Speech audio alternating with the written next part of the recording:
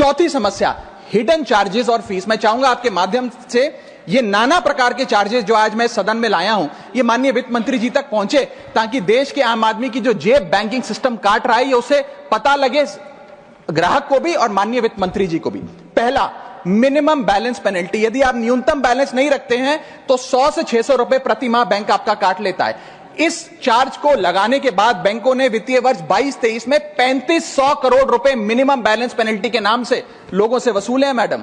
दूसरा charge, extra ATM usage. आपको ATM transaction के लिए 2 से 3 की मोहलत मिलती है, 2 से 3 की इजाजत मिलती है बैंकों द्वारा। अगर आप चौथा पांचवा ट्रांजैक्शन कर लें तो हर ट्रांजैक्शन पे 20 रुपए एटीएम चार्ज आपको देना पड़ता है। इनएक्टिविटी फी 100 से 200 रुपए सालाना, यानी कि अगर बैंक आप बहुत ज्यादा अपना अकाउंट यूज नहीं करते हैं तो बैंक इनएक्टिविटी के नाम पे भी चार्ज लगा देता है। फिर बैंक स्टेटमेंट आप मंगवाते हैं तो बैंक स्टेटमेंट इशुएंस चार्जेस के नाम पर आपसे 50 से 100 रुपए लेता है। फिर आप कहते हैं हमें एसएमएस अलर्ट के माध्यम से मेरे बैंक के खाते में क्या आ रहा है उसकी जानकारी मिले, तो एसएमएस अलर्ट चार्जेस के नाम पर भी प्रति क्वार्टर 20 से 25 रुपए आपसे लिया जाता है। ऑनलाइन पेमेंट करेंगे एनईएफटी की तो ट्रांजैक्शन फी भी ली जाती है। जबरदस्ती आपको पहले लोन बेचते हैं और फिर उसके बाद लोन प्रोसेसिंग फी के नाम पर 1 से 3% लोन अमाउंट का काट लेते हैं। और जब आपकी किस्मत ठीक चल रही हो और आप समय से पहले अपना लोन बकाया जो है उसका भुगतान करने बैंक पहुंच जाएं तो loan pre closure charges, early payment penalty के नाम पर भी बैंक आपसे पैसा वसूलता है। साधारण सा सिग्नेचर बदलवाना हो, नॉमिनी की डिटेल्स बदलवानी हो,